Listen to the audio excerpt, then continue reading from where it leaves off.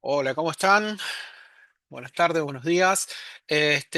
Hoy vamos a comenzar con una parte que a mí me parece súper recontra importante, que va a estar a cargo de Nora.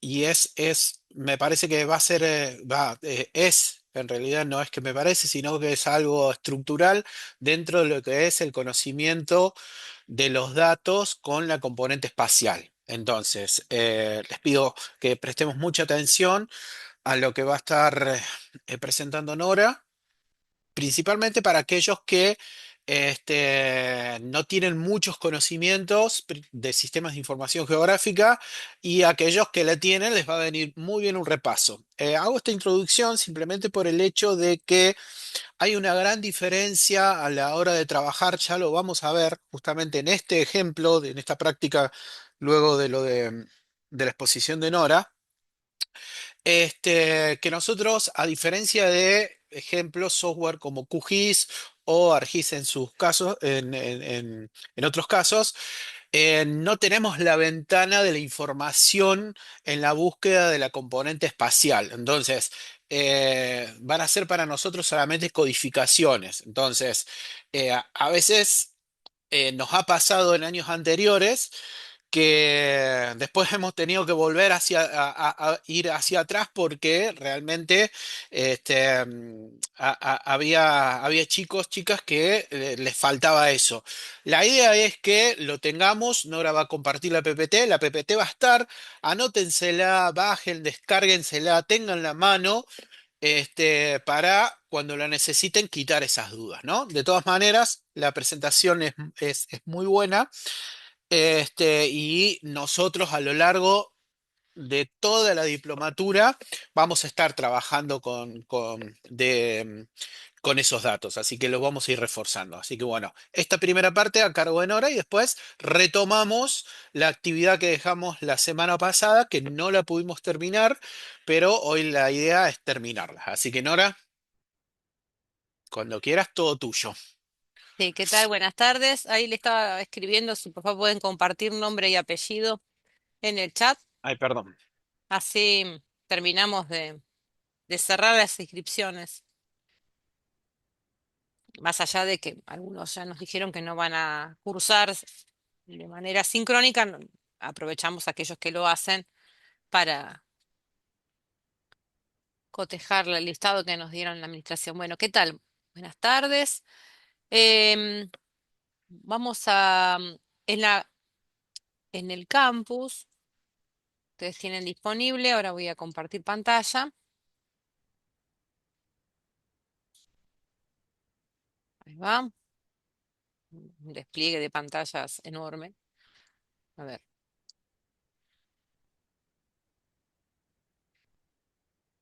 vamos a poner. Sí, Rita, Sí, Nora, buenas tardes. ¿qué tal? Quería hacerles un comentario. En el video de la semana pasada no quedó grabada la explicación de las pantallas del Postgres. La última parte no quedó la filmación de las pantallas para poder hacer el seguimiento. Igual yo sé que fue un ejercicio cortito y muy sencillito, A ver, pero más que nada para comentarles eso. Gracias, Rita. ¿Lo pusiste en el campus? No, Sí, no lo sí, no. avisé Ah, porque una recién. compañera tuya lo puso, perdón. Puede ser, puede ser. Fue una Gracias. compañera tuya y yo también le agradecí por eso. Tuve un día bastante complicado, agitado y no se lo pude comentar a Nora. Pero sí, gracias. Eso no debería haber pasado, no tiene que pasar de nuevo, porque si no, tenemos un problema grave a la hora de trabajar de esta manera. Así que te agradezco, le agradezco también a la compañera que hizo el comentario en el campus. Gracias por estar presente y hacernos estas observaciones. Veremos a ver qué es lo que pasó, pues es raro, ¿cuál es la de realmente. video 2? Primeros pasos en Postgres. Debe ser eso, sí. La explicación de Postgres que era Es bastante. este, Tiene que haber sido corta, sí. Tiene que haber sido cortita. es esto. Esta es la explicación. Mm, No, es el otro video. Yo fui la que escribí en el campus. En la gracias, sos última vos, Estefanía. clase, en la última clase, David había hecho como el paso a paso, ingresando en el programa, mostrando cómo crear la base de datos, cómo crear las columnas de geo. Recuerdo que habíamos hecho todo ese recorrido. Yo la clase pasada no pude tener descargado el programa, ahora sí lo tengo. Ah, bien. Y dije, bueno, lo repaso y no se ve En este ese video no video. está.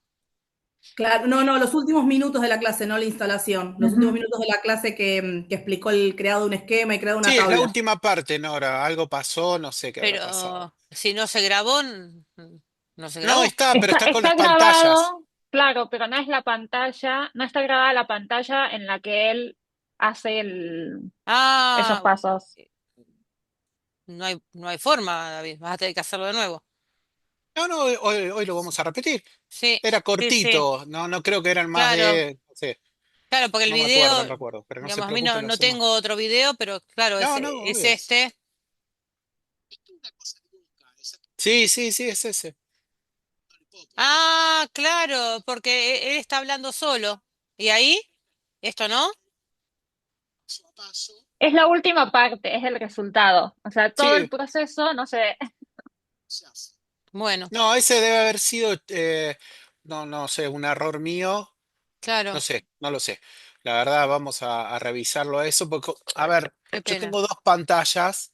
Claro, Ahí pudo haber sido el problema, pero siempre grabo en la pantalla que me toma es esta de acá. No importa, lo vamos a revisar y ustedes la pantalla que tendría que grabar es la que tiene que estar, porque si no estamos complicados. Debe haber sido un problema mío, que no claro, entiendo por qué sucedió, Nora, porque es al claro, compartir claro. pantalla, cuando yo comparto, cuando hago esto. Bueno, acá me está enviando, te estoy solicitando para compartir pantalla, pero no importa. Cuando yo solicité Ahí te di. Está bien, está ahí bien. está. Entendí, entendí. Cuando hice esto, acá, en este momento, cuando yo hice, debo haber hecho algo mal, movido de un lado al otro, no sé. Así que bueno, hoy vamos a estar, yo voy a Claro, estar viendo con porque en razón, hay una realidad parte que vos estás hablando y no está no está. mostrándose. Sí, Uf, qué no bajón. importa, lo Sí, vamos a nunca hacer había bien. pasado. No, no, la verdad que no. Bueno, Es la disculpen. primera vez. Bueno, vamos a. Pero Sí que gracias por el aviso, así que yo no me fijé. así vamos a tener que. Bueno, voy a tratar de hacer para que si lo podés hacer hoy, mejor, así les queda, ¿no? Bueno, estás muteado. Listo. Bueno, vamos Listo, a. después lo explicamos. Sí, sí, sí. Bueno, si quieren, hay una parte que tener abierto QGIS no está de más. Tiene digamos, es una selección de temas que van a ir viendo a lo largo del trayecto de la diplomatura y que son cosas básicas que deben ser contempladas para que no parezcan extrañas cuando justamente David les comentaba que en la sesión, digamos, digamos, en todo el trabajo, en las rutinas que ustedes van a tener, no van a estar desplegadas de manera amigable como las tienen en QGIS, ¿no? Entonces, acá en pantalla, ahí les reordené el desafío para que quede más claro, o sea, los desafíos si hay otro más que llega a enviar, pero bueno, debido a esa parte del video, quizás se queda en ese desafío por ahora. Ahí tienen materiales porque tienen, en esos materiales no es que vamos a hacer una actividad en sí, pero tienen distintos ejemplos que van a venir bien para mostrarles ejemplificarles parte de las diapositivas, ¿sí? Que les voy a mostrar. Entonces, son algunas cuestiones básicas de manipulación de base de datos georreferenciadas que tienen que ver, justamente aluden a no saber justamente sistemas de información geográfica versados en instancias previas al nuevo paradigma tecnológico, al anterior paradigma tecnológico, sino que están situadas en este momento, ¿no? ¿Qué quiero decir con ello? Que hoy en día digamos, la concepción de los sistemas de información geográfica ya aluden a bases de datos geoespaciales de grandes dimensiones y que van a ser manipuladas en instancias de publicación y de cosecha de grandes volúmenes de datos. Entonces, algunas cuestiones están bueno señalar, tales como, voy a ir a ampliar un poquito más la pantalla, así no me peleo con el sistema. Em, Vamos a trabajar sobre los componentes de una base de datos georreferenciada, explicar algunas cuestiones que tienen que ver con la cuestión geodésica, principalmente esa, porque hay una serie de códigos que van a aparecer a futuro en las bases de datos que ustedes trabajen con David, los formatos, los tipos de archivos que van a poder embeber. Algunos ya ustedes los usaron dentro de QGIS o de ArcGIS, pero no está de más justamente volver a reconocerlos, toda la galería que existen de formatos de archivo y las posibles conexiones que podemos hacer con los mismos y algunas funciones de análisis espacial que van a ver con él, pero que está bueno tenerlas en cuenta como anticipar lo que van a hacer ejecuciones de análisis espacial que saben hacer en sistemas de información geográfica y las van a ver justamente en manejo de bases de datos espaciales con David, ¿no? Entonces, en principio, una de las cuestiones más importantes es tener en cuenta de qué hablamos de las componentes de una base de datos georreferenciada, ¿no? Principalmente entender que estas bases de datos, como bien le explicó la semana pasada, son bases de datos eh, relacionales orientadas a objetos, ¿no? Entonces ya hay una complejidad. No son bases de datos a secas, sino que son bases de datos relacionales, son capaces de relacionarse con otras bases de datos y le agregamos el plus de que estas bases de datos además tienen una componente espacial. Pero no solo eso, porque justamente cuando estamos hablando de una componente espacial, estamos hablando de que están representando una geometría. O sea, lo que tenemos en pantalla está versando sobre el modelo vectorial, ¿no? Principalmente, en la mayoría de los casos van a trabajar con David, modelos vectoriales, ¿no? Entonces, ahí en la abstracción del mundo real lo vamos a representar como un punto del niño polígono. Esa representación va a tener, digamos, una proporción, justamente va a acercarse lo mejor posible a la representación de un objeto en el mundo real, entre comillas, pero para eso, y bidimensional, cuando la realidad justamente está en tres dimensiones. Entonces, el solo hecho de hacer esta transformación geométrica 3D a 2D, vamos a causarle deformaciones. Entonces, para ello, vamos a tener que trabajar con un concepto, con una componente que es central en la actualidad, que es la componente geodésica. Entonces, y eso hace que hoy en día lo complejice más. El otro día, en conversación con David, decíamos, bueno, el advenimiento de las tecnologías, hablamos de la IA y que tenemos acceso a la información, al manejo de software gratuito, a repositorios de datos abiertos. Parecería todo tan fácil, pero es como que presiona sobre nosotros en que tenemos que tener más vigilia y más conocimiento teórico para poder controlarlas o para poder evaluar los resultados que la herramienta emite. Porque es muy fácil ya equivocarse. Entonces, porque está todo codificado y como que todo ya es conocido. Entonces, tenemos conocimiento que en Argentina el estado de madurez en el manejo de la información geoespacial no está en línea como en otros países del mundo, del primer mundo, que ya vienen con un conocimiento un poco más afianzado, principalmente desde lo que es, primero, acceso, poder adquisitivo para tener tecnologías que soporten estos volúmenes importantes de información y un conocimiento que de base superior a lo que nosotros tenemos acá, ¿no? Entonces, recién ahora, en los últimos años, que se habla de Big Data, de grandes volúmenes de información y geoespaciales y que podemos hacer scrapping, cosecha, que todo esto, pero como que se dan por sentado una serie de cosas intermedias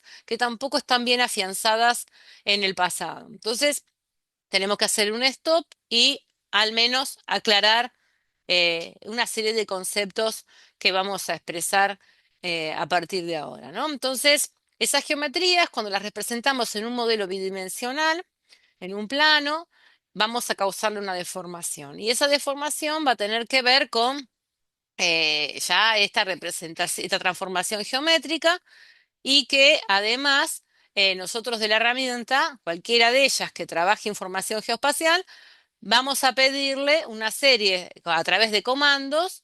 Le vamos a pedir, por ejemplo, que calcule el área, que sea capaz de hacer operaciones de análisis espacial, que calcule longitudes, que, que, que haga justamente la trazabilidad del dato. Y todo eso tiene que ver con operaciones que responden a la topología. En ese caso, cuando hablamos de topología, que son, digamos, las características inherentes de los objetos, cualidad que las hace capaz de poder relacionarse entre sí, objetos con objetos de la misma capa o de otra capa, eso lo va a operacionalizar gracias a que además tiene una componente geodésica en donde si las cumplimos, ¿sí? Nos va a permitir justamente integrar toda la información en una misma vista a nivel mundial, ¿sí? Y eso alude a que hoy tenemos que tener conocimiento del concepto de marco de referencia, sistema de referencia, discriminar los tipos de coordenadas, ¿sí? Y que a partir de esa lectura y esa discriminación que nosotros realicemos de las coordenadas, podamos decir que este sistema está proyectado o no lo está.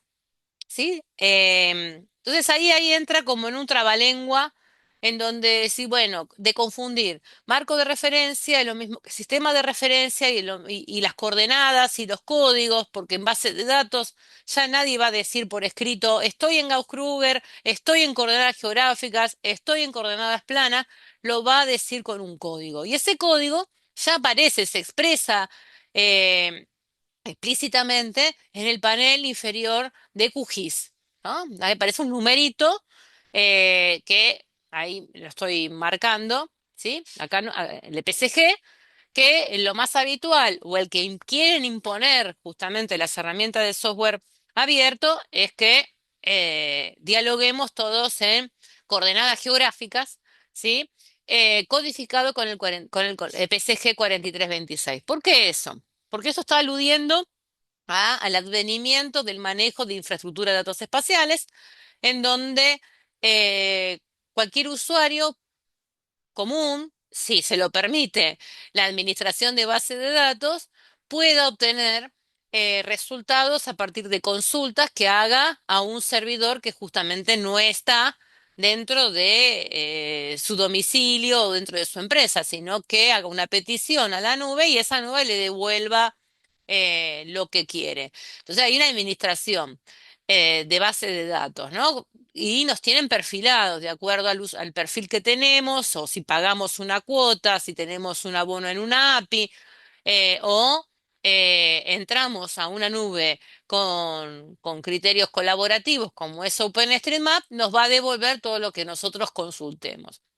Pero eso dialoga gracias a que todo persigue un mismo protocolo común de trabajo y eso es que estos sistemas están trabajando dentro de lo que es el paquete de normas ISO 19100, ¿sí? Que atañe a la información geoespacial. Una de las normas más importantes, de las normas ISO más importantes que están dentro de esta familia, son aquellas que atañen a la componente geodésica y la que nos asegura la integración de la información superando cualquier tipo de límite político y territorial, en el caso de que nosotros querramos trabajar con nuestro recorte espacial integrado con otras partes del mundo sin tener que hacer transformaciones o proyecciones cartográficas. Entonces, justamente los software abiertos promueven que todos lo sostengamos en 4326. Pero, ¿qué pasa si trabajamos otro modelo de datos? ¿Cómo se exhiben las coordenadas si trabajamos con un sistema proyectado? Y eso tiene que ver con la elección a criterio del usuario en función de los objetivos de trabajo y del recorte espacial. Lo que les quiero pedir es que me puedan detener, que puedan levantar la mano, puedan escribir, ¿sí? Si a partir de este momento empezamos a tener algún tipo de duda, ¿no? Entonces, en principio, lo que estaban mostrando en pantalla, yo voy a separar así los puedo leer en el chat con todo el lío de pantallas que tengo. Lo más común, lo más habitual es que trabajamos con archivos Shapefile, que ya hace años deberíamos dejar de trabajar con esa arquitectura de datos, que es muy precaria, digamos, en el sentido de que hay un conjunto de archivos que ya están en desuso. Por ejemplo, el archivo que cumple la función de embeber la tabla, la famosa DBF, ya ni siquiera recibe más actualizaciones. Entonces, hoy pensar en un formato que pueda guardar, sostener una tabla, pensamos en un formato CSV.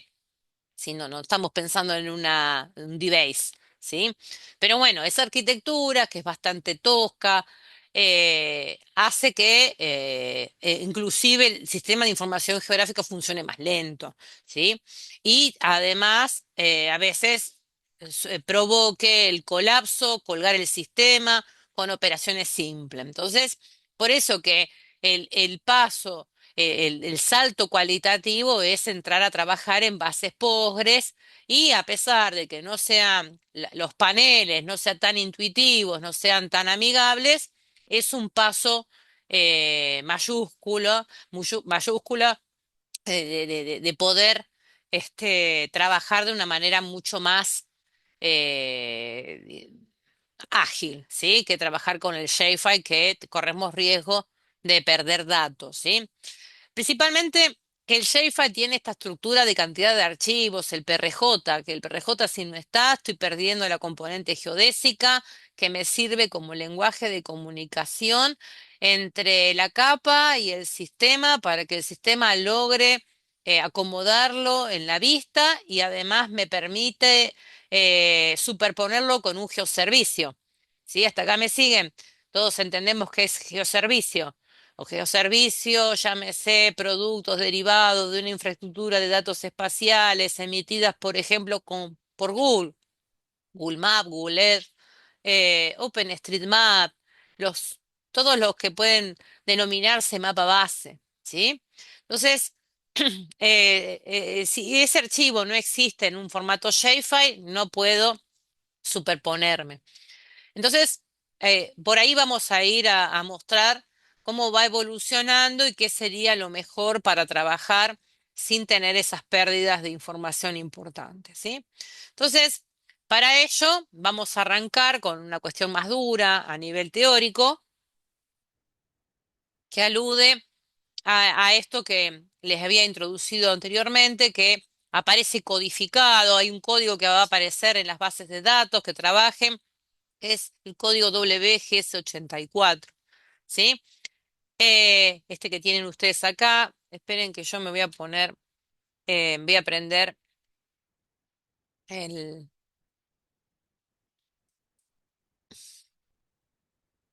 esperen, acá, voy a prender el cursor, así pueden ver cuando me muevo, ¿sí? Y este WGS84 es un código, ¿sí? Que refiere al elipsoide de revolución que se asemeja a la figura geométrica en nuestro planeta Tierra.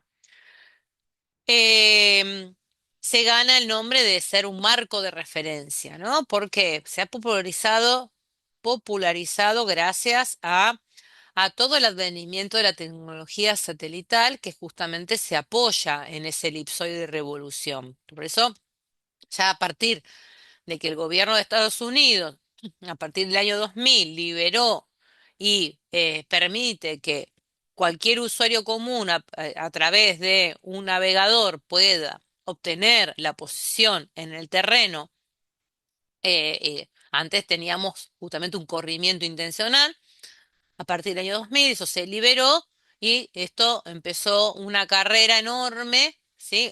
De evolución, de manejo popular de este tipo de herramientas, y pudo permear también este conocimiento. Ahí empezó a tener una revolución.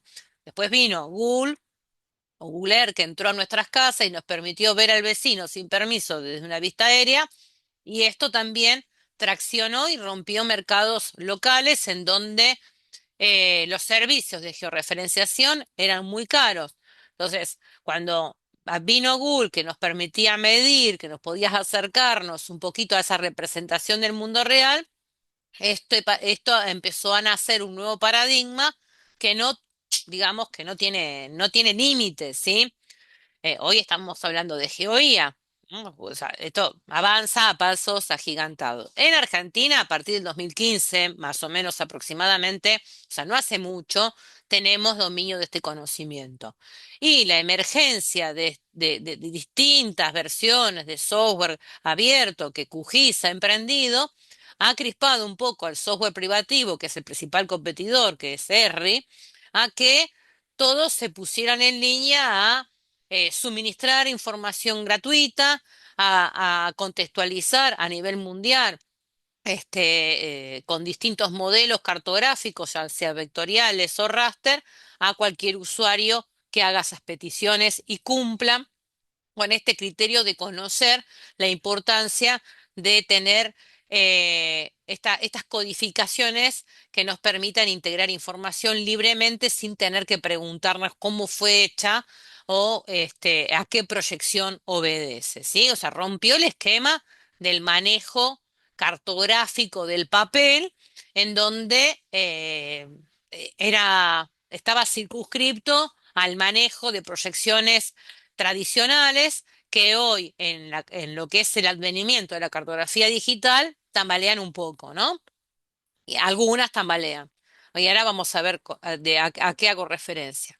Entonces, en principio, eh, así como está escrito que dice sistema, marco geodésicos de referencia, sistema de proyección, sistema de coordenadas, están puestos en un sentido de que piensen el marco o sistema de referencia como una campana, ¿sí?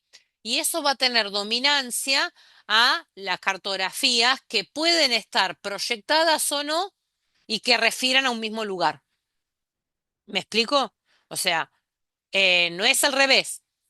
Cualquier cartografía, ¿sí?, que ustedes decidan tomar, que justamente es la abstracción de un recorte territorial, ese recorte va a estar referido, va a estar ajustado en un sistema de referencia local, ¿sí? Y que ese sistema local va a estar dentro de un marco, ¿sí?, oficial, ¿sí? Por ejemplo, WG64. O sea, ustedes cuando van a campo con un dispositivo, con un navegador o con un diferencial, ¿sí?, y ven las configuraciones del sistema, van a encontrar esa sigla, WGS84. ¿Sí? O sea, todos los sistemas tecnológicos hacen referencia a este marco que logra la integración de los datos, ¿sí? Entonces, acá ustedes se van a llevar como una especie de glosario, un glosario sencillo, que define sistema de referencia convencional. Y esto es importante porque hay toda una cuestión política de los institutos de geodesia. Por ejemplo, en Argentina es nuestro Instituto Geográfico Nacional el que se encarga de definir un sistema de referencia a nivel nacional, por la ley de la Carta, en donde justamente a nuestros estados provinciales los invita a sumarse mediante justamente esta ley de la Carta, ¿sí? Para poder tener todo ese rompecabezas que juntos, cada provincia, al unirse, conforman nuestra nación.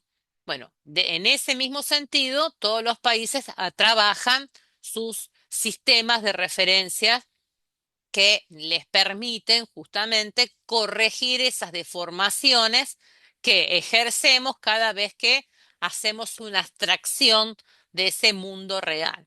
Y que justamente con el solo hecho de transformar geométricamente esos objetos a dos dimensiones, necesitamos aplicarles para corregir, si tenemos que hacer una mensura fina, necesitamos aplicarle una serie de algoritmos matemáticos que están embebidos dentro de las que denominamos proyecciones cartográficas.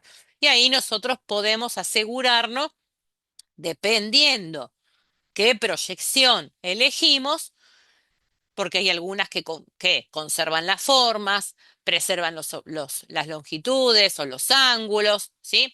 Depende qué proyección tomemos, me va a asegurar que no ejerza deformaciones y que no me afecten los cálculos, digamos, futuros que realice en mi sistema digital de superficie, de longitudes o cuando ejecuto análisis espacial. Eh, Esto, digamos, está mucho más visible operativamente en los sistemas de escritorio, los sistemas de información geográfico.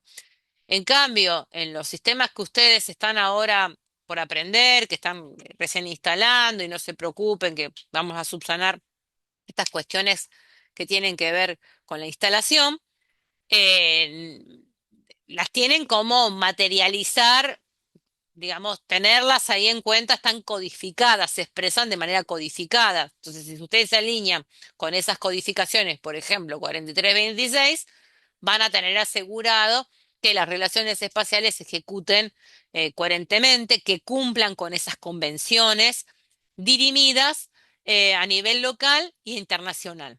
¿Sí? O sea, hoy por hoy todos los estados conforman una red, ¿sí? Geodésica regional. En el caso de las Américas, estamos dentro de la red regional CIRGAS y integramos la red o el marco de referencia WGS84. Lo mismo hace la Comunidad Europea, lo mismo hacen los asiáticos. Tenemos todo consistido. ¿A qué hablo? ¿A qué hago referencia? A este dibujito que yo estoy mostrando acá, donde dice antes nosotros trabajábamos con, con un planeta dividido o polarizado por agencias espaciales, ¿no? Nosotros estábamos dominados por la NASA, entonces nuestro instrumental de posicionamiento global respondía a los ajustes de la NASA, mientras que los europeos tenían Galileo y los asiáticos tenían lo suyo, y así. Hoy por hoy, las antenas terrenas y todos los sistemas están integrados por esta red GNSS, que justamente, esto es muy reciente, hacen que todos encontremos un beneficio de integrar esa red global en donde tenemos antenas terrenas en todo el mundo y que podamos obtener posiciones lo más cercanas posibles de acuerdo a la calidad del instrumento que utilicemos. Entonces, eh, acá aparece otra definición, que es ¿qué es marco de referencia, no? Y algunas veces los alumnos me dicen, ay, pero profe, es lo mismo, sistema de referencia, marco de referencia, esto es un trabalengua. No, pasa que cuando se denomina marco a un sistema es que se lo puede materializar. ¿Qué quiere decir materializar? Que se puede medir, ¿sí? Que lo podemos ver. Es una nube de puntos. Un sistema de referencia, si ustedes van a la página del IGN o van a la página del Instituto Geográfico de Chile, de Uruguay, ¿sí?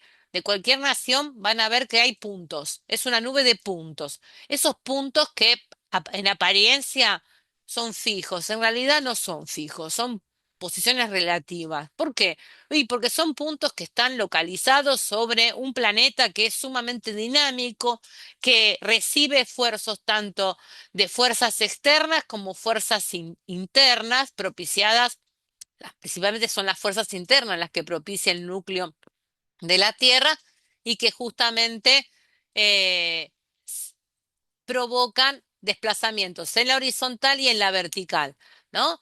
Estamos hablando de la fuerza de gravedad, estamos hablando de todo lo que justamente define y el corpus teórico que defiende la teoría de tectónicas de placas.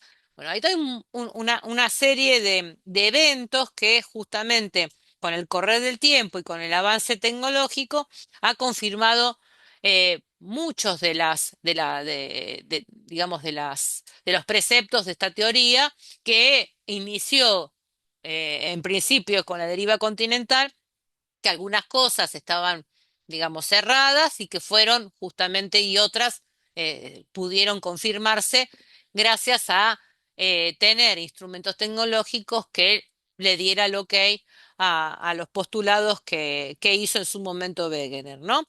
Entonces, hoy en día eso ha permeado muchas de las disciplinas y principalmente la cartografía digital y la geodesia. Precisamente la geodesia es la que se encarga de tener una vigilia constante, monitoreado esos puntos que no son fijos, ¿sí? Porque justamente hacen que tengan que controlarse continuamente porque los esfuerzos, principalmente motivados por movimientos de placas, de movimientos de convergencia o divergencia, ¿sí? Que se traducen visiblemente por terremotos, movimientos sísmicos, desplazan esos puntos, ¿sí? Y los esfuerzos no necesariamente se hacen en el lugar del epicentro, sino que se traducen en desplazamientos que pueden revelarse a cientos y cientos de kilómetros. Entonces hace que esa nube de puntos esté eh, localizada de manera bastante heterogénea y controlada por dispositivos de alta tecnología. Entonces, esto y necesita vigilia continua. Hoy está monitoreados de manera automática. Antes exigía que vaya una campaña del Instituto Geográfico con el instrumental y vaya al terreno y vaya al mojón y mida a ver cuánto se desplazó, cuántos milímetros. Bueno, a ustedes les parecerá en el medio del campo que, bueno, que ese punto, ese mojón se desplace milímetros, pero un metro cuadrado acá en Puerto Madero sale $5.000. Entonces, a ver, se mueven unos centímetros y ya estoy perdiendo dólares en los usos de tierra. O sea, principalmente a lo que es a nivel urbanístico, en lo que es catastro, digamos, hay que tener una vigilancia mucho más importante si ese punto dejó de serlo. O sea, los catastros se tienen que sostener con una vigilia exacta, ¿sí? Entonces, por eso hay tanta importancia con respecto a eso, o para justamente hacer una perforación, o para hacer justamente una detección de algún recurso valioso. Esto necesita tener una vigilia constante y exacta de este conocimiento de estos puntos que nosotros al principio pensamos que son fijos y no son tan fijos, ¿sí? Entonces, una vez que tenemos esta materialización de puntos, sin el marco de referencia no tenemos cartografía, ¿sí? ¿Qué quiero decir?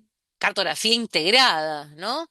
Y después pensar en que esa cartografía, cuando me muevo, ¿sí? Me va a permitir medir distancias en el terreno, generar relaciones, ¿sí? Trabajar con este concepto tan básico que es el concepto de la escala, ¿sí? Entonces, voy a tener coordenadas, ¿sí? Pensando que por detrás hay un sistema de ejes cartesianos, ¿sí? En donde voy a tener una posición expresada con un valor en la coordenada X y un valor en la coordenada Y ahí me va a conformar un par de coordenadas. Ese par de coordenadas, esos números que integran ese par de coordenadas, van a estar justamente, van a expresar si estoy afiliando a una proyección o no, ¿sí? Entonces, sostenido en el marco de referencia. ¿M? Eh, y ahí vamos un poquito más avanzando sobre ello. Acá, digamos, son como los pilares básicos de cuál es la importancia de sostener un marco de referencia.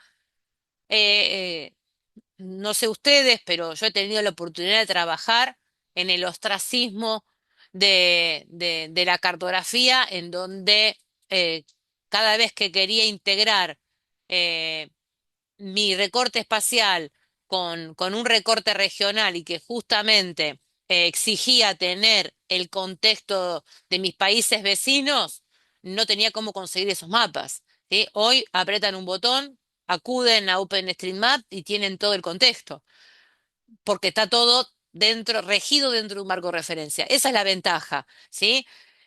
Sin costo alguno. Ahora, este marco de referencia es necesaria principalmente para corregir los efectos de la tectónica de placas, los movimientos locales y regionales, las mareas terrestres y la carga atmosférica y oceánica. Principalmente estas cuestiones, ¿no? Entonces, eh, y esto se traduce en corrimientos en la vertical y en la horizontal. Por lo tanto, cada vez que nosotros vamos a terreno, no solamente tomamos la posición, sino también tomamos la altimetría, la cota, ¿sí? Pero ¿con respecto a qué? ¿Con respecto a qué tomo el cero? ¿Cuál es mi cero?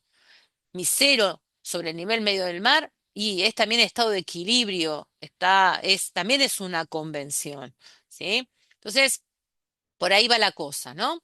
Entonces, es importante tener en cuenta estas cuestiones. Sin marco de referencia geodésica, no hay cartografía posible. El mismo es el soporte para la confección de cartografía y el marco de referencia debe ser único para poder tener consistencia cartográfica a nivel mundial. ¿De acuerdo? Em, por otro lado, tenemos estas cuestiones. Este dibujo resume mucho o esquematiza em, lo que realmente hacemos cada vez que usamos un marco de referencia, ¿sí? O usamos un instrumental. Y los costos del instrumento eh, tienen que ver con las capacidades de poder medir con exactitud, tanto en la altura, en la vertical, como en la horizontal. ¿Sí? O sea, los costos de los instrumentos, llámese navegadores o diferenciales, su costo se traduce en las capacidades del instrumento de poder, ¿sí? Trabajar con este concepto, con las medidas del terreno, del elipsoide y el geoide. Alguna vez habrán escuchado que la geoforma terrestre se denomina geoide, ¿no? Pero los sistemas satelitales, ¿hacia dónde refieren? ¿Sí? Refieren al elipsoide de revolución, que es la figura geométrica que se asemeja a un cuerpo tridimensional, que es la Tierra, en donde es una figura achatada en los polos, ensanchada en el ecuador. Entonces, la figura geométrica tridimensional que más se acerca a esa geoforma terrestre se denomina elipsoide de revolución, ¿de acuerdo? Hace referencia a un cuerpo tridimensional. Entonces, todos los sistemas satelitales refieren a ese elipsoide, pero nosotros, nuestra geoforma, dije que nuestro geoide es esta línea azul oscura. A veces el geoide, ¿sí? Coincide con ese elipsoide, a veces está por arriba y a veces está debajo del elipsoide. Entonces, estas diferencias para justamente acercarnos a nuestra posición, ¿sí? Son capaces de hacerlo instrumentos que tengan alta resolución de toma del dato, ¿sí? Que sean lo más preciso posible. Entonces, eh, eso por un lado, ¿bien? Entonces, nuestra figura, ¿ven? Se traduce dinámicamente. No es que esta geoforma del geoide está en estado de equilibrio. Piensen que la gravedad, la medida de gravedad, no es un valor constante en todo el mundo, más allá de que si ustedes tienen que hacer un experimento en un laboratorio de física, van a usar una constante que equivale a 9,8 metros sobre segundos cuadrados. Pero ese valor no es constante en todo el mundo, tiene cierta variabilidad.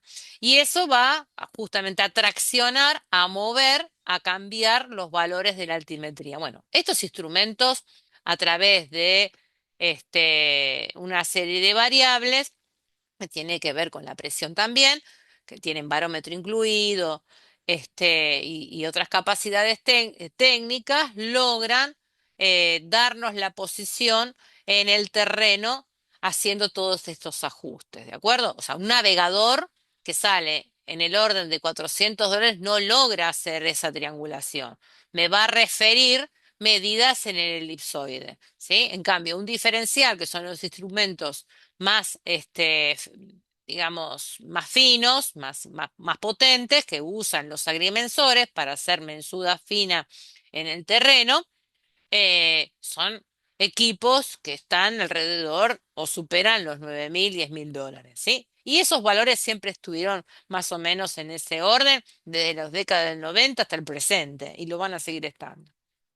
Eh, bueno, ahí tienen una serie de definiciones que a mí me interesa justamente, bueno, ahí hay una serie de cálculos que tienen que ver y aluden más a las cuestiones de la agrimensura o de la geodesia, pero acá hay datos que aparecen como qué es el datum, ¿sí? Que eso lo van a ver ustedes en el metadato geodésico que embebe cualquier capa georreferenciada. Eso va a aparecer, es muy probable que aparezca la palabra datum y cada país tiene una serie de datum locales, o sea, no es que hay uno único, no hay un único datum, porque las naciones tienen superficies, sus territorios son diferentes, combinan áreas bajos, áreas de llanura, áreas con topografía. Entonces, de acuerdo a cómo es la geoforma, algunas direcciones de geodesia deciden hacer una mensura más fina, generar un sistema de referencia o una proyección que ajuste y supere los errores cartográficos de hacer esta abstracción, ¿sí? Esa más con Argentina, que es un territorio súper grande, en donde combina distintos tipos de ambientes y topografías, entonces hace que algunas direcciones provinciales eh, generen nubes de puntos o elijan alguna proyección que ajuste su territorio de manera precisa frente a otras provincias que definen otro criterio, ¿sí? En el caso, por ejemplo, de la Ciudad Autónoma de Buenos Aires, que ha generado una proyección local con esta finalidad de tener un ajuste, de corregir esas deformaciones, porque la proyección insignia que fue creada en tiempos de la era del papel por el Instituto Geográfico Militar de aquel entonces en Argentina, esa proyección no le sirve para trabajar cómodamente el catastro de la ciudad de Buenos Aires, ¿no? Que justamente es uno de los lugares que concentran los valores de la tierra más altos, ¿sí? Entonces, ahí empezamos a complicar la cuestión. Nosotros le dijimos, bueno, un marco único, sí, por suerte hay un marco único, pero hay sistemas declarados, hay un sistema de referencia declarado por el IGN, que es el sistema POSGAR, para el caso argentino, POSGAR 2007, pero eso no quita que tengamos convivencia de otros sistemas de referencia más antiguos. ¿Sí? ¿Y qué dijimos? ¿Cómo están constituidos los sistemas de referencia? ¿Cuál es la figura geométrica? ¿Cuál es la geometría que está expresando los sistemas de referencia? A ver si se me perdieron en la teoría que les di. ¿Qué me dicen? Dijimos que el sistema de referencia es una nube de puntos, ¿sí? Que tiene posiciones. ¿Y qué más? ¿Se animan de escribir, tomar el micrófono y empezar a decir que entienden por esto? Pues si no, es como que después es un nudo de palabras que es complicado. ¿Qué me dicen los presentes? Los aburrí, se me fueron todos. Nada. Están callados. Sí, mal. A ver, hay alguien que se animó. A ver, no, claro. El sistema de referencia va a ser mi marco, ¿no? Es como si fuese, me va a englobar toda la cartografía digital. Pero dije lo siguiente, Lucía, que, que, que te animaste a responder. Es una nube de puntos, ¿no? Y dijimos que como están sostenidos sobre un planeta sumamente dinámico, que no hay, no hay, o sea, no son puntos fijos porque va a recibir esfuerzos en la horizontal y en la vertical, estamos diciendo que si hay distintos sistemas de referencia ejecutados por nuestras direcciones de geodesia durante décadas en el tiempo y que algunos pasan a desuso, cuando hablo de desuso es que no los monitorean. Y si los dejo de monitorear, ese punto fijo que lo concebía en un momento y no lo vigilé más, hubo un sismo, lo corrió, pero no lo vigilé y esa cartografía estaba sostenida en ese pasado. Esa cartografía quedó obsoleta. Y si yo después quiero medir distancias en el terreno con una cartografía que hacía referencia a un sistema de referencia viejo, voy a tener un modelo de datos corrido, ¿sí? Y perdí precisión, perdí calidad. Esa es la peligrosidad de desconocer el concepto de sistemas de referencia. Voy a un ejemplo más preciso, a ver si se animan a participar un poco más o les recuerda algo. ¿Alguno de ustedes usó un navegador satelital? Un GPS, mal llamado GPS, porque en realidad GPS no es la marca, sino que remite a la constelación de satélites geoposicionales. Pero en el uso y costumbre le dicen GPS. ¿Alguna vez Lo, usaron?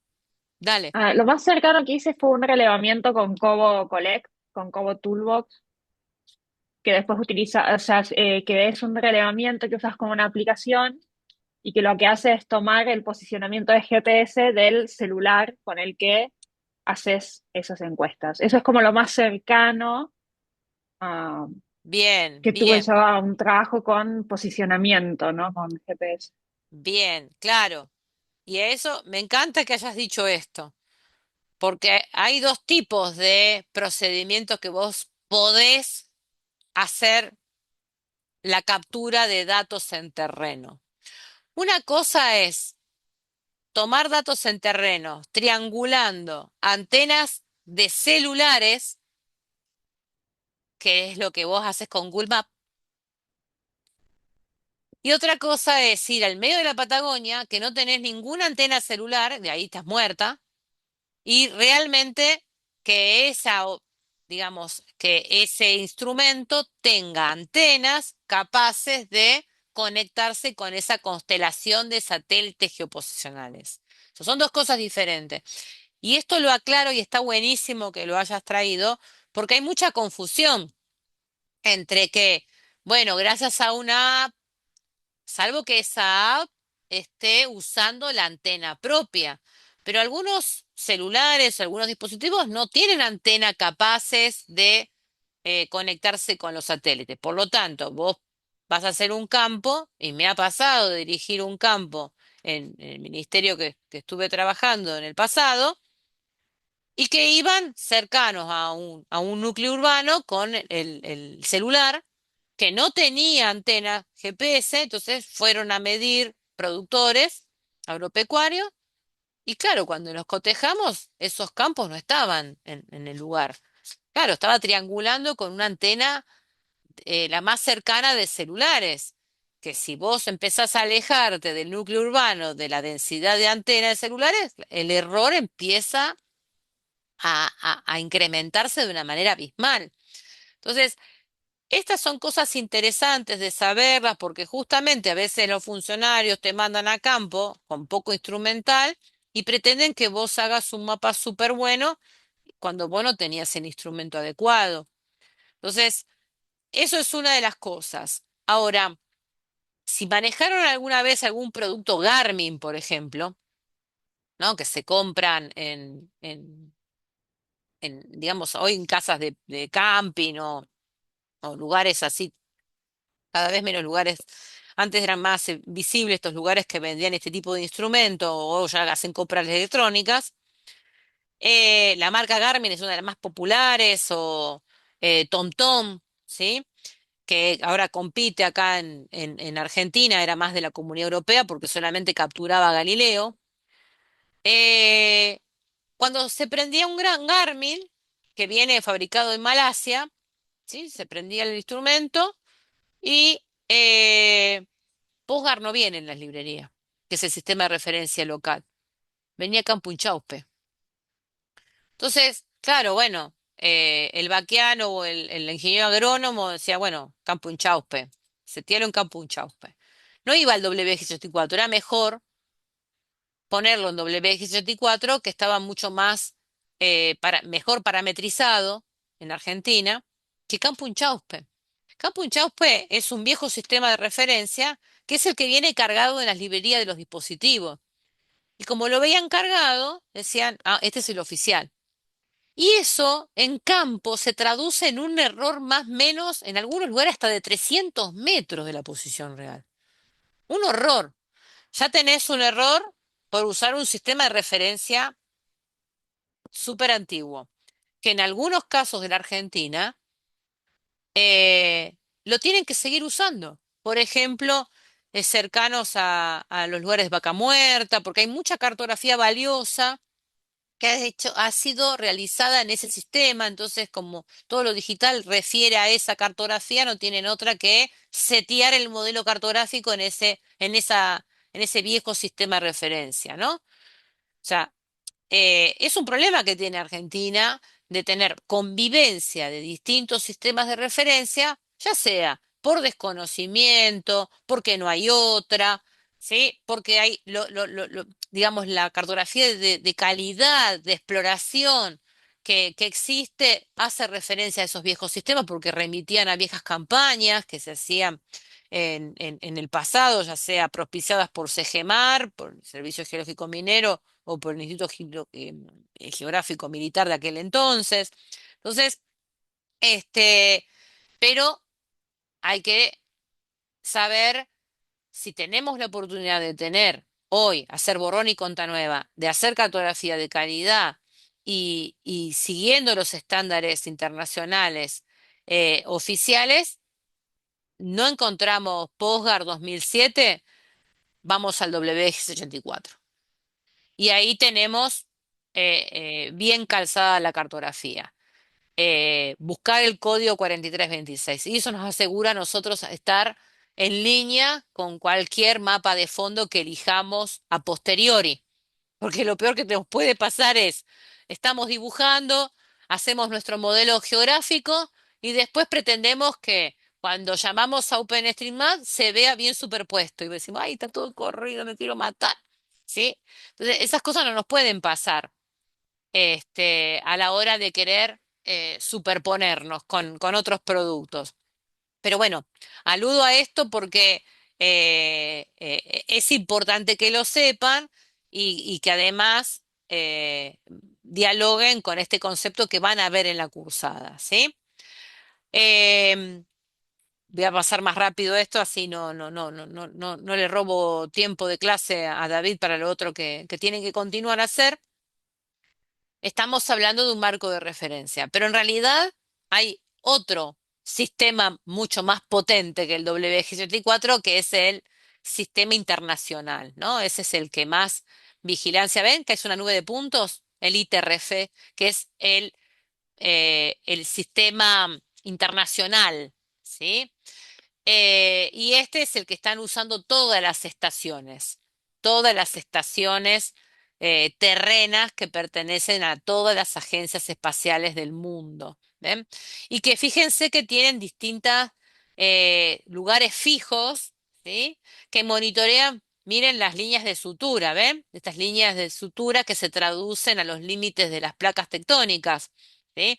Que son las que más esfuerzos generan, ¿sí? A nivel en los océanos y justamente en los continentes, que son las estructuras nuevas. Bueno, justamente hay mucha vigilancia en estos sectores del planeta que son las que provocan corrimientos, ¿no? No por nada, Chile, no sé si tenemos algún compañero chileno, yo en la clase de ayer tengo compañeros de Chile que justamente expresaron y dieron fe de la vigilancia que tienen con sus cartografías y con sus sistemas de referencia. Ayer el estudiante que teníamos de Chile, en la otra diplomatura que dictamos con David, nos expresaba que los sistemas de referencia que tienen ellos se actualizan todos los años y se oficializan y se promueven y se publican, porque se mueven todo el tiempo, ¿no? Porque están justamente en un lugar súper, súper dinámico, ¿no? Y eso no quiere decir que Argentina se salve porque estamos del otro lado del paredón andino. Nosotros también recibimos esos esfuerzos, pero en el caso nuestro, nuestro instituto no genera un sistema tan dinámico de manera anual. Tenemos el POSGAR 2007, a pesar de que internamente ellos manejan una red de puntos más actualizada, pero que alimenta los sistemas automáticos de los agrimensores, de los geodestas, de los topógrafos. Pero a nivel público tienen socializado la red POSGAR 2007. Y los sistemas de información geográfico en sus librerías tienen almacenado POSGAR 2007. ¿Sí? En cambio, Chile publica todos los años los sistemas nuevos. ¿Sí? Tienen otra vigilancia con las cartografías. O, más allá de tener otra vigilancia, tienen presupuesto del Estado que se interesa por tener esta vigilancia. ¿Sí? O sea, tiene que ver cómo hacia dónde van el presupuesto y los intereses de los políticos de turno, ¿no? Pero bueno, al margen de esas cuestiones políticas que no me quiero tentar, tenemos este sistema de referencia terrestre que está sumamente vigilado, materializado, ¿sí? Que justamente, o sea, también está controlado por el Servicio Internacional de Rotación de la Tierra y sistemas de referencia, y que además recibe la corrección de un sistema espacial, o sea, eh, digamos, en el contexto de los movimientos relativos, ¿sí? En nuestro planeta también sus movimientos pueden ser corregidos, la posición va a ser corregido refiriendo a un sistema de cuásares, ¿sí? Que está tomando qué tanto nos movemos y de qué forma, ¿sí? O sea, eso alude al movimiento rotacional y traslacional, ¿sí? O sea, el ITRF está siendo corregido por un sistema celestial, ¿sí? Volviendo al WG64, que es el más popular, bueno, ¿cuál es la diferencia entre uno y otro? La última actualización que recibió es 2004, ¿sí? La diferencia del ITRF con el WG64 es 1 metro. O sea, para nosotros, usuarios comunes, va a dar lo mismo. Para el caso de una mensura fina, se sostienen con el ITRF, ¿de acuerdo? El sistema de posicionamiento global se basa en el sistema WX64 porque refiere al elipsoide. En cambio, los otros hacen toda esta triangulación que corrigen estas deformaciones traducidas por el movimiento de gravedad, movimiento de placa, mareas, etcétera, ¿sí? Pero ahora aparece otra definición, que quizás si hay colombianos, si hay uruguayos, si hay paraguayos presentes, que no lo hay, pero sí chilenos, creo que sí tenemos tenemos alumnos chilenos, Sirgas, ellos denominan su sistema de referencia como Sirgas. Bueno, ¿Sirgas qué es? Sistema de referencia geocéntrico para América del Sur.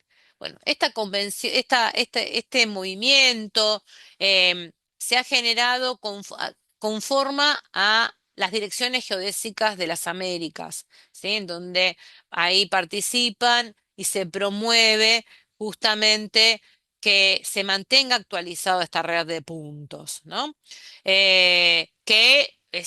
Está determinado por un sistema de referencia físico unificado para la gravimetría, la altura física y el geoide. Entonces, todos los países tienen ese compromiso de tener esta vigilia para alimentar este marco regional y el marco regional alimenta el global, ¿no? Entonces, todos los años se hacen estos ajustes, ustedes pueden entrar y ver el mapa, miren las estaciones fijas de Sirgas, ¿ven? Estos son puntos de monitoreo continuo, ¿no? Que es un compromiso de las naciones para justamente mantener una vigilia correcta y exacta de los puntos fijos en el terreno para justamente que las cartografías que se apoyen con esos puntos estén corregidas con el error mínimo posible, ¿sí? Ahora, eh, para irnos a otra parte del planeta, Europa le pasa lo mismo. Europa también tiene una red regional que retroalimenta el marco, ¿sí?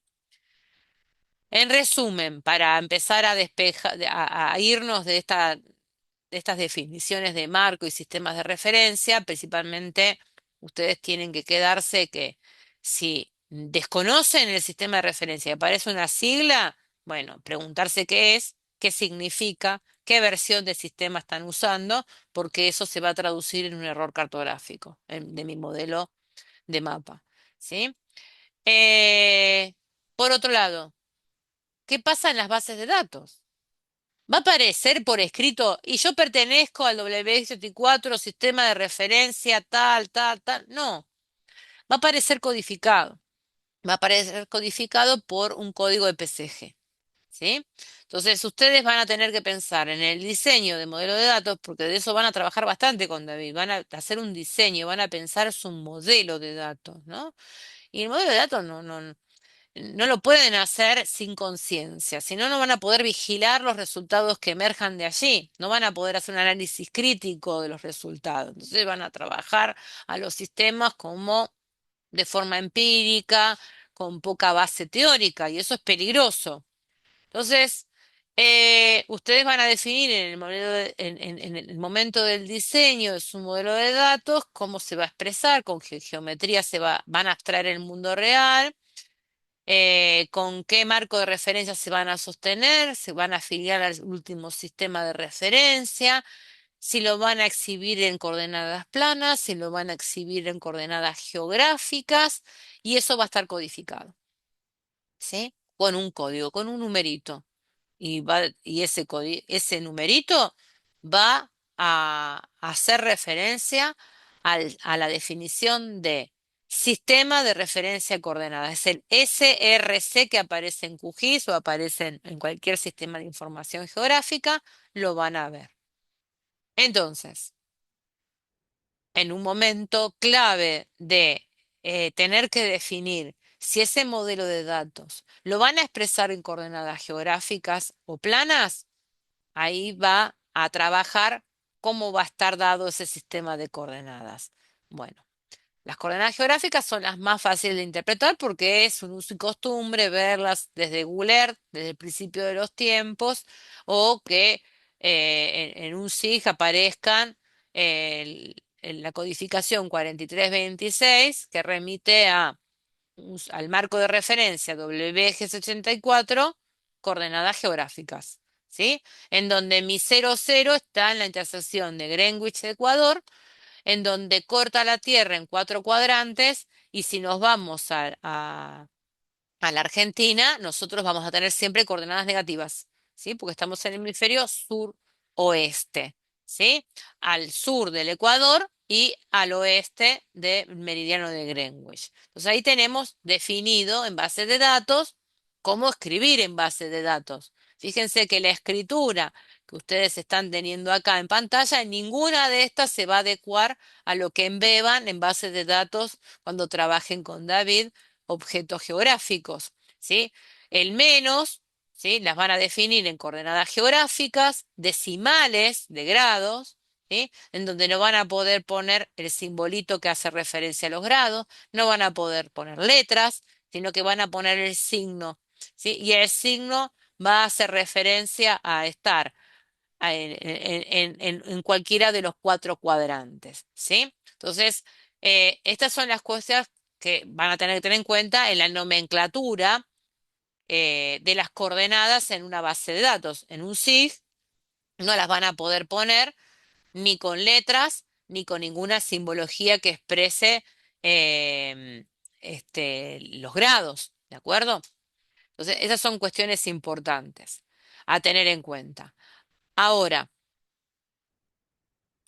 si no quiero trabajar en geográficas y si quiero tener una mensura fina y voy a trabajar en un recorte espacial sumamente pequeño, en donde me exija tener la mayor corrección posible que me suministran los algoritmos matemáticos que están embebidos dentro de una proyección, y ahí voy a tener que elegir.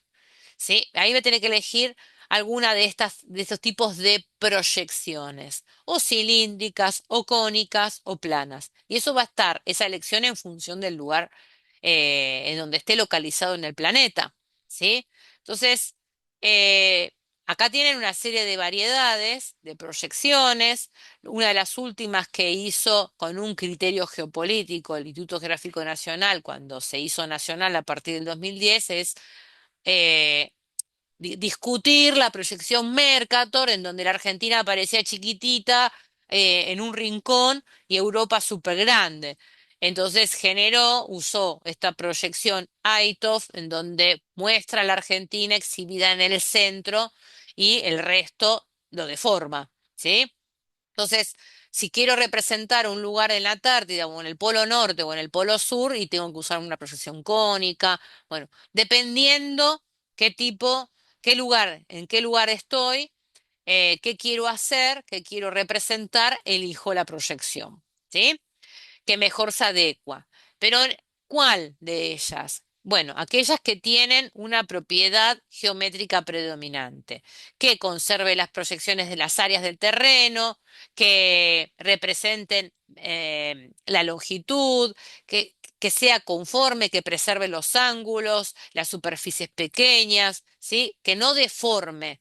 ¿Está bien? Entonces, las más usadas son aquellas que se denominan conformes, ¿sí? O sea, que conservan la forma. Proyección Mercator, que es la más utilizada, ¿sí? La proyección transversa Mercator, en donde el meridiano central y el ecuador son líneas rectas. Em, la proyección Gauss-Kruger, ¿sí? Entonces, ahí nos vamos a centrar un poquito. Esta es la más utilizada por nuestros países limítrofes. En el caso argentino, los utilizamos más en el área de hidrografía naval para hacer justamente cálculos en los mares, en el mar. Eh, en el terreno mucho no la utilizamos. Sí, los geólogos la utilizan, eh, pero a nivel, digamos, dirimido por el Instituto Geográfico Nacional, no es la proyección insignia que ha popularizado hace décadas atrás, sino que ha generado una proyección, que es la de Gauss-Kruger, que en la actualidad no acomoda la cartografía digital como nosotros esperamos. Aquí tienen otra, que es el sistema de proyección cartógrafo Mercator, ¿sí? Que fue creada y utilizada en las cartas náuticas, ¿sí? Para trazar rutas de rumbo constantes, pero no para tomar medidas en el terreno en continente, ¿sí? Pues es una proyección cilíndrica y conforme, ¿no? Conserva las formas. En cambio, la que creó el Instituto Geográfico Nacional, en aquel entonces militar, es la proyección Gauss-Kruger, que divide a la Argentina en 7 fajas meridianas. No voy a entrar en detalle cuánto equivale una faja meridiana, ¿sí? Que equivale a 999.999, casi 1 millón, es el ancho de faja, en donde la extensión del territorio argentino supera ese ancho de faja. Por lo tanto es por eso que está atravesado por 7 fajas meridianas, Entonces siempre vamos a tener coordenadas positivas en el desplazamiento este-oeste y coordenadas positivas para el desplazamiento norte-sur, en donde la lectura de la coordenada que remite a la latitud es más sencilla de leer porque es la distancia en metros, ¿sí? Con respecto al polo sur, ¿sí? Por ejemplo, un punto situado en la ciudad de Buenos Aires, centro del país, estamos alrededor de los 6 millones de metros de distancia con respecto al polo sur, ¿sí? En cambio, la coordenada que remite al desplazamiento este-oeste va a decir 1, faja 1, que remite el meridiano -72, y 500.000 metros con respecto al meridiano central y 500.000 metros al oeste del meridiano central, ¿sí? Entonces, es más difícil de hacer lectura de ese tipo de coordenada y de proyección. ¿Está bien? Entonces, eh, este sistema, por ejemplo, la ciudad de Buenos Aires lo atraviesa en dos, por lo tanto, no le sirve a la ciudad de Buenos Aires usar este sistema de proyección. Por eso es que tuvo que construir un nuevo sistema de proyección, que está basado en Gauss-Kruger, pero tiene esta superación del problema de que está atravesado, porque un territorio no puede estar atravesado por dos fajas.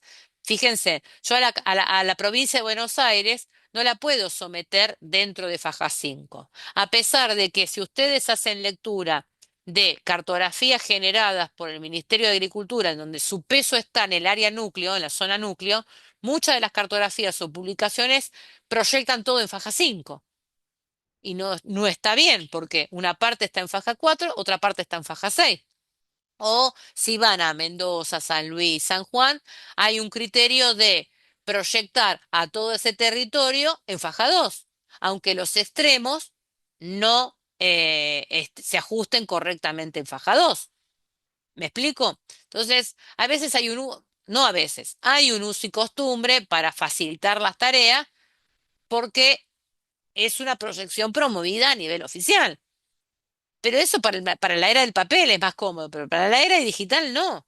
¿Sí? Entonces eso vamos a tener mucha dispersión de datos en todo tipo de productos cartográficos que emiten de manera oficial las organizaciones públicas principalmente. Eso también nos complejiza en el mundo actual, en donde queremos integrar las cosas, ¿sí? Bien. Ahora, por otro lado tenemos este universo, las coordenadas de Google Maps. En el medio de el uso de la era del papel, el advenimiento de Google, ¿sí? En donde los mapas de Google, eh, que la compañía me decía, no, yo fui a campo y triangulé con las estaciones, una app que se está conectando con las antenas de celulares, ¿no? Eh, y nosotros usamos Google Maps, caminamos por la calle y me muestra que estoy caminando por la calle, pero en realidad está virtualizado eso. Sí, quiere decir que el mapa internamente se está corriendo a esa navegación. Cuando dijimos que un navegador tiene un desplazamiento teórico de 7 metros aproximadamente en la horizontal. Entonces, Google lo que hace, o cualquier dispositivo celular que está embebiendo una abstracción de mi mapa, me está mintiendo, ¿sí? Porque un navegador tiene un desplazamiento de 7 más menos 5 o 7 metros. Entonces, el mapa se corre, ¿sí? Virtualiza, me hace creer que estoy arriba de la autopista cuando voy con un mobile, ¿sí? Esas son las cosas que tienen que tener en cuenta. Pero ¿qué pasaba cuando esto se desconocía y todos nos creíamos que todo lo que mostraba Google era en tiempo real y que las imágenes eran reales y nuevas? Y en realidad después cuando mirábamos el metadato es una colección de cartografías históricas, no es que Earth me está mostrando en tiempo real. No. En un momento, a nivel notarial y a nivel legal, se utilizaban las medidas de superficie y longitudes y están corridas, ¿sí? Porque está virtualizada esa posición. ¿Me entienden? Entonces, cuidado con eso. Puedo medir, pero tengo que tener en cuenta que no es exacto. Ahora, aparece y esto es lo que van a ver más con David, van a ver códigos que remiten a esta codificación que empezó por un grupo de petroleros allá por la década de los 80, en donde querían tener una vigilia exacta de dónde estaban los recursos, principalmente petrolíferos, en el mundo, y advirtieron que cada país tenía toda esta idiosincrasia y estos sistemas de referencia, datum locales, que no estaban consistidos ni estaban alineados al marco de referencia. ¿Sí? Mundial, no había un marco de referencia. Entonces, justamente estas petroleras multinacionales europeas empezaron a cosechar, a generar una base de datos de posiciones geodésicas, ¿sí? Para alimentar los sistemas, ¿sí?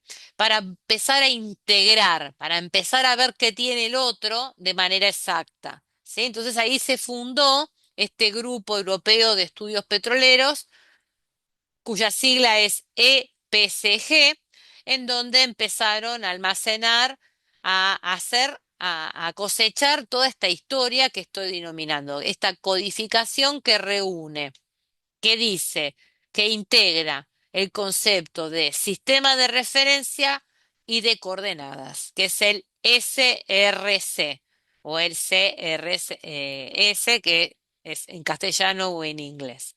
Y fíjense que la línea del tiempo que les compartí tiene enlaces para que visiten esa página, cómo han evolucionado y después se puso, quedó con esa sigla, pero hoy está manejado por un subcomité de geodesia, de geomática mundial, ¿no? Ya eso está materializado, y además está regido por el Consorcio Internacional OGC, en donde alimentan todas las bases de datos geográficas, todos los sistemas informáticos. Entonces, este código ya es un universal, ¿sí?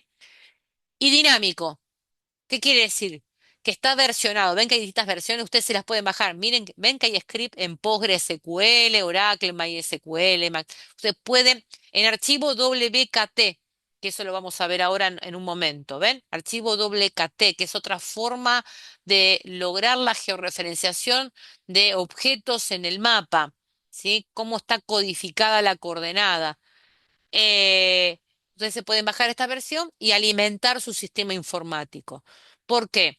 Porque cuando se advierte que hay un lugar geográfico, un área geográfica que usa un sistema, un datum local muy usado y muy apreciado por el valor agregado que tiene ese producto cartográfico que emana de allí, ellos le ponen un DNI único, le ponen un código, ¿sí? Entonces acá tenemos uno de los más conocidos que emerge de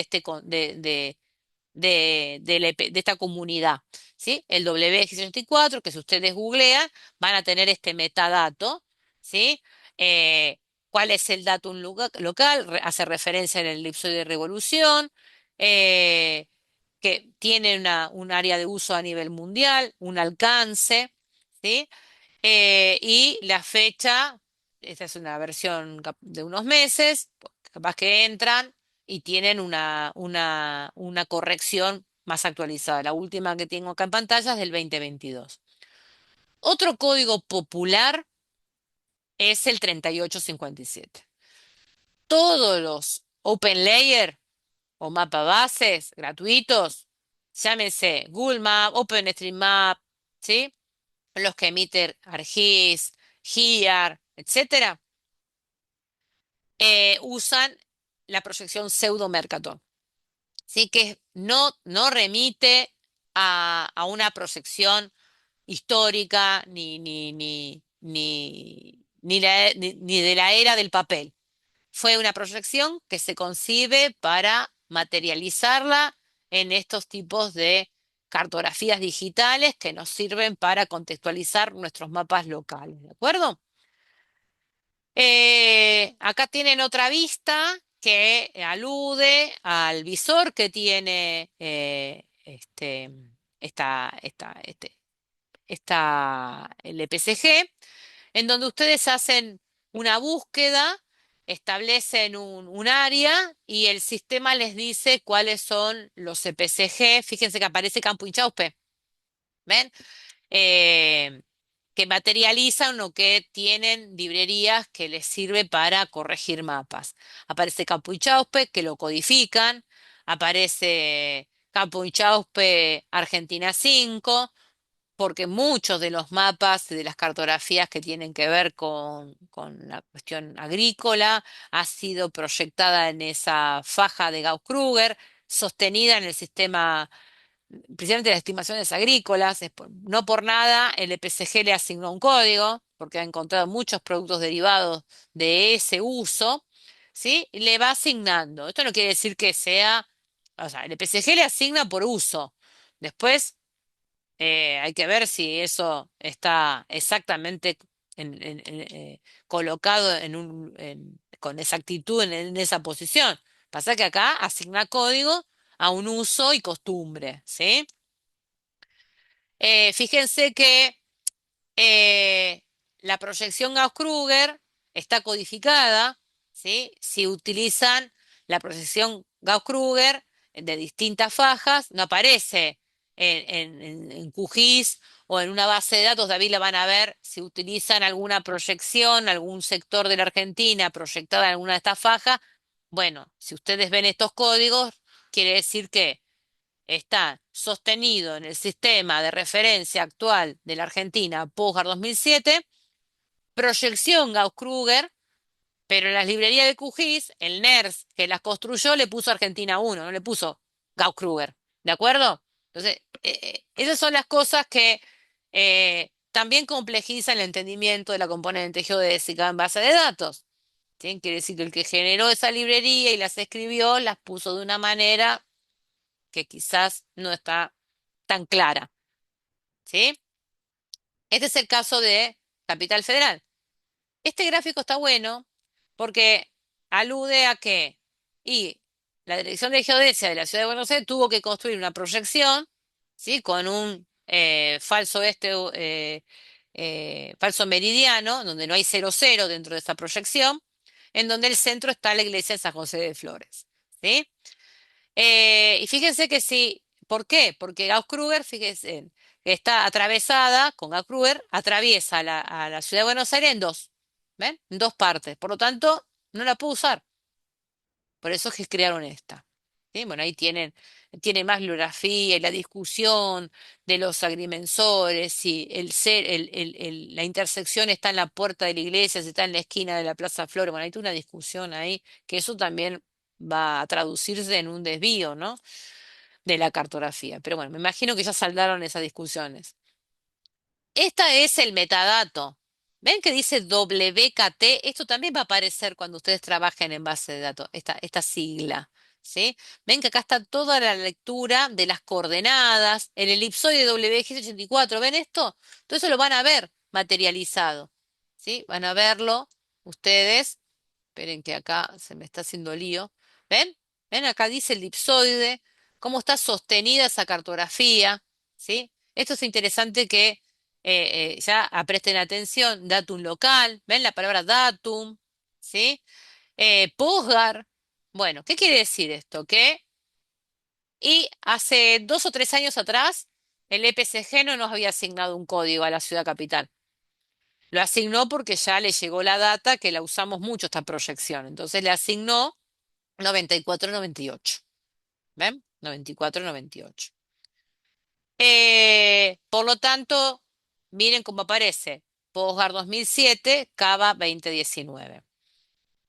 Advertencia. En el repositorio de datos abiertos de la ciudad de Buenos Aires, que ustedes van a hacer cosecha de datos ahí por algunas consignas que David use, hay una mezcla de cartografías proyectadas en el sistema anterior. O sea, hay corrimiento. ¿Sí? De hecho, el catastro actual de la ciudad capital está corrido con respecto al OpenStreetMap, porque lo tienen que hacer todo de nuevo, porque hace referencia al Campunchaupe. Es un problema, pasa que sale fortuna hacer todo el catastro nuevo, porque no lo pueden correr de manera homogénea, tiene heterogeneidad, ¿sí? Es muy complejo, por eso cuidado con desconocer qué es el sistema de referencia. Ahora va a aparecer otra sigla que remite a lo que acabo de explicar en POSIX, ¿sí? Ustedes van a ver esta sigla que remite al SRID, ¿sí? Que es el identificador de referencia espacial, ¿sí? Es un código y ese código está definido por el EPCG. Por lo tanto, cuando David les diga, bueno, ¿qué es esto del SRID? Es el 4326. Me imagino que él va a usar todo el tiempo 4326, pero si usa algo proyectado, hay que ver cuál es su código, ¿sí? Acá tienen un ejemplo que cuando ya terminen de instalar la herramienta, pueden justamente ver dónde condensa, dónde almacena la referencia espacial en una tabla, ¿sí? En una base geográfica, ¿no? Entonces, esta tabla, que es una base de datos, va a tener este almacenamiento. Tiene esta librería que cosecha estas codificaciones, ¿sí? Y están versionadas. Por lo tanto, no está de más siempre estar con la herramienta actualizada, porque actualiza la librería. Pasa lo mismo con QGIS, ¿eh? Todos los software necesitan actualizarse porque eso alimenta, va a recibir las actualizaciones de las librerías geodésicas, ¿sí? Bueno, esto lo van a seguir viendo con él. Fíjense cómo aparece 4326, aparece SRID, ¿sí? Que es lo mismo que es el EPCG, el código, ¿ven? Es análogo, ¿ven? Y por otro lado, una vez que tenemos saldadas las cuentas con las configuraciones, con las consideraciones geodésicas, tenemos los distintos formatos que también van a trabajar con David. No tanto en el formato raster, pero sí van a trabajar archivos CSV, algunos con formato WKT, ¿sí? GeoJSON, ¿sí? Que son los más populares, que están en línea con la codificación de software de dato abierto, ¿sí? Si trabajan algún archivo GPKG, que es el nativo de QGIS, es el símil al Geodatabase de ArcGIS, ¿sí? Y el clásico Shapefile, ¿no? Que ya está caduco, pero bueno. Acá tienen un montón de páginas y de sitios que promueven, que tienen abiertos sus repositorios y están mostrando distintos formatos de archivos que van a utilizar. El más común es este, que es el Shapefile, y que si ha sido levantado en QGIS, van a aparecer otros códigos, otros formatos de archivos que almacenan los metadatos. Bueno, ahí tiene la descripción de cada archivo. El CSV es importante porque es uno de los que más van a utilizar con David, que está en línea con esta política de datos abiertos internacional, en donde Argentina lo hizo ley en el 2016, en donde todos los organismos oficiales tienen que abrir sus repositorios, ¿sí? CSV más WKT, ¿sí? Almacena en un campo la geometría. Ya no es como la concepción vieja de voy a campo y tengo en un campo la coordenada X y en otro campo la coordenada Y. El WKT, yo puedo tener toda una cobertura en un único archivo en donde en un campo tengo las coordenadas, ¿sí? Por ejemplo, yo les traje, todo eso los tienen los materiales, ustedes pueden arrojar ese CSV, ¿sí? Directamente a QGIS y miren, en un campo tienen la descripción de un punto, ¿ven? En otro campo, si yo quiero ver las ciclovías, que es un dato abierto que suministra la ciudad de Buenos Aires, ¿ven? En un único campo tienen todas las coordenadas, ¿sí? Que describen un vector en el plano. Y si quiero embeber una cobertura de polígono, en un único campo tengo todos los vértices, ¿sí? Que me permiten describir un polígono en el plano, ¿sí? Entonces, esos archivos yo se los di para que los vean, que no son CSV simples, sino que son CSV con formato WKT. El formato JSON, ¿sí? Que no es lo mismo que el GeoJSON, ¿sí? Es un formato que también van a usar, ¿sí? Fíjense cómo eh, eh, alinean las tablas. Ven que las tablas no están expresadas las columnas, no están dibujadas las columnas, sino que el separador de la columna acá es la coma, ¿sí? Puede ser el punto y coma, ¿sí? Puede ser el tabulador, ¿sí? Entonces, esto lo va a definir el usuario en función del objeto o de la tabla que esté tratando de representar. La misma concepción la tiene el formato TXT, ¿sí? Que los separadores de las columnas pueden ser auspiciados por la coma, el punto coma, ¿sí? El formato XML es otro formato plano en donde también muy utilizado para los metadatos, hay toda una norma detrás del XML, que es la norma 19.139. GeoJSON, que está en línea de embeber en un único archivo todas las componentes que les describí desde el principio, la geométrica, la tabular y la geodésica, ¿sí? Y no, al usuario no lo obliga a comprar un software. El KML, que es el formato uno de los más conocidos, cuando se dibujaba todo apoyándose sobre Guler, cuando no teníamos forma desde ArcView de aquella época, enlazar una imagen satelital y dibujar una parcela visualizada a través de una imagen. Teníamos que ir a Guler, dibujar, y el formato nativo que podíamos exportar para poderlo en un SIG era el KML o el KMZ. Bueno, ustedes pueden exportar un shapefile, un GeoJSON y transformarlo a KML, KMZ, ¿sí? Es el nativo de Google. También es abierto. ¿Mm? El formato GPKG, que trata de asimilarse a a un geodatabase que promueve ArcGIS, el GPKG puede almacenar en una misma capa todas las geometrías, ¿sí? Que el shapefile no lo puede hacer, ¿sí? Ahora, ya para ir terminando y anticipando a lo que se viene, una vez que tenemos conocimiento de las componentes, cómo dialogan principalmente con la componente geodésica, los distintos archivos que logran embeber estas lógicas, tenemos que saber cómo podemos unirlas con datos estadísticos, producir información geoestadística, ¿sí? Bueno, cuando nos vamos del mundo de las coordenadas, de la geodesia, también podemos conectar bases de datos, principalmente las estadísticas, que pertenecen a distintas oleadas censales multitemporales y oficiales por los distintos institutos de estadísticas y censos que tienen los estados. Vamos a conectarlos con códigos alfanuméricos que expresan códigos únicos, que expresan territorios, ¿sí? Y que concatenados, que ese es un operador que van a ver próximamente con David, ustedes a partir de la concatenación de estos códigos únicos asignados a los territorios, van a conformar un código único que hace de loop, ¿sí? ¿Qué quiere decir?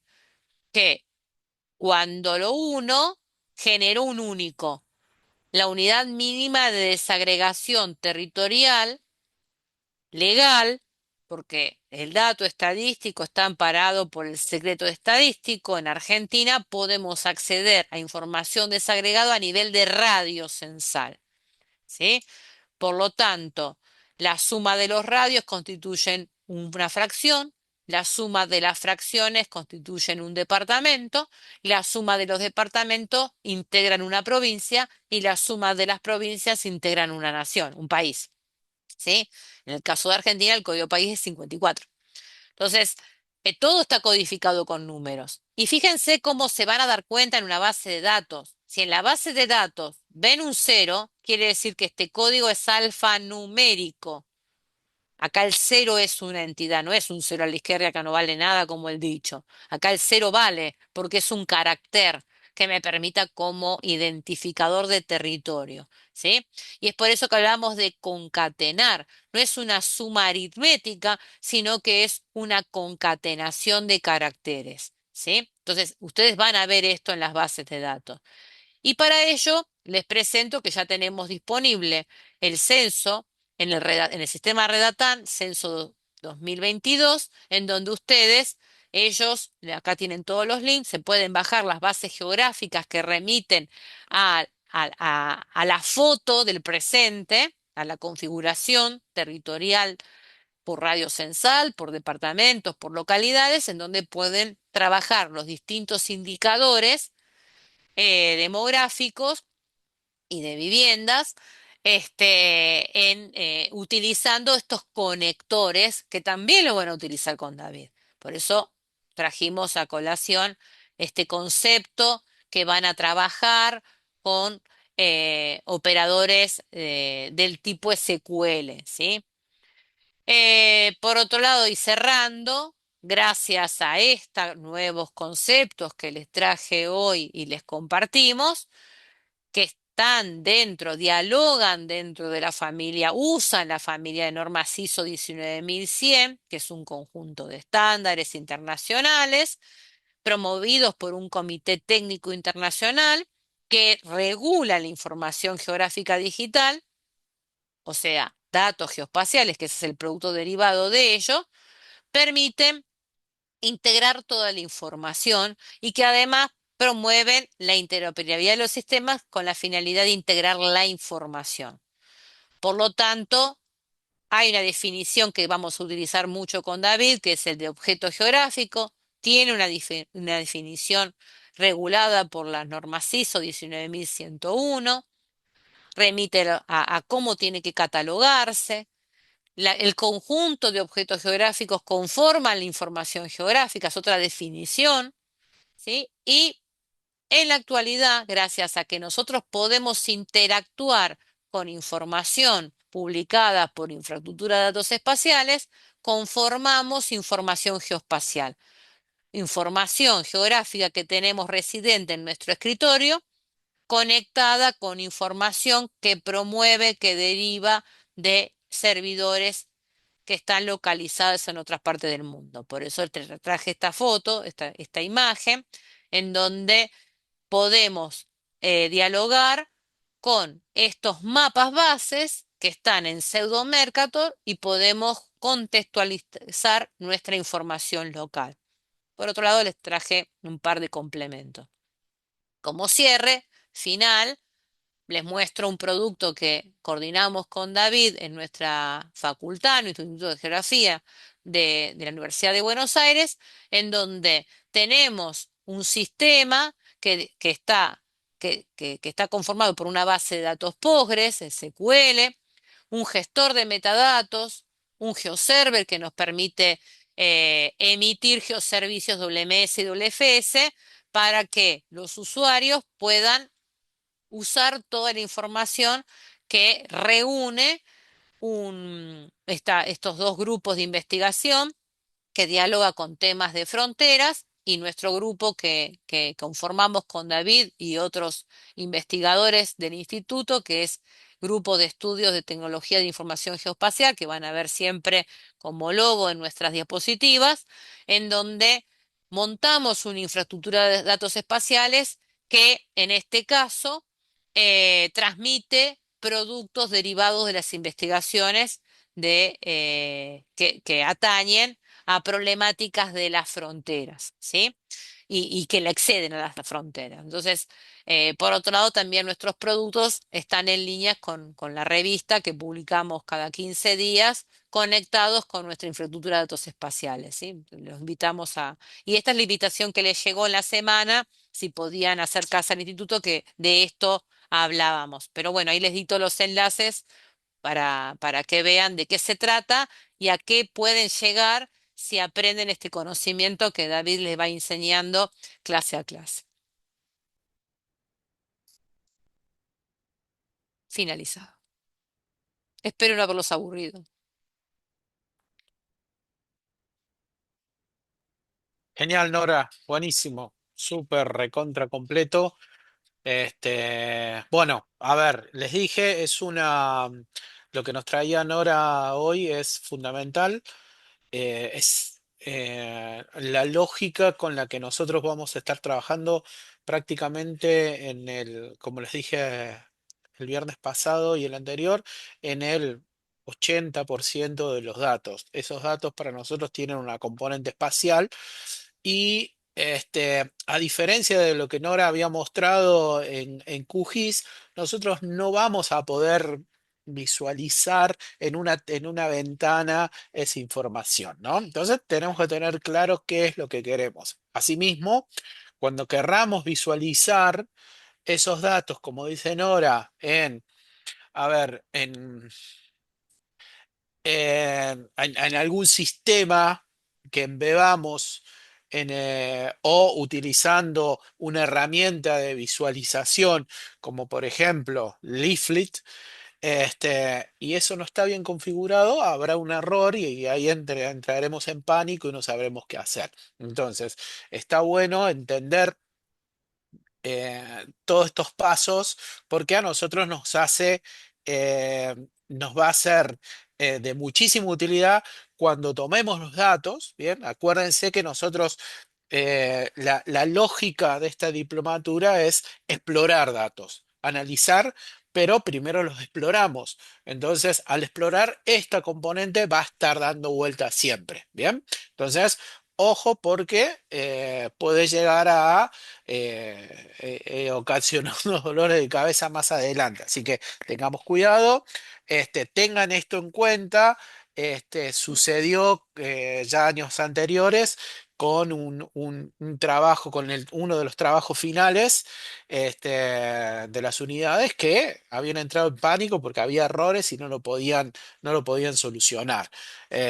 Así que tuvieron que volver a repasar la unidad uno justamente lo que había presentado Nora. Así que ténganlo en cuenta.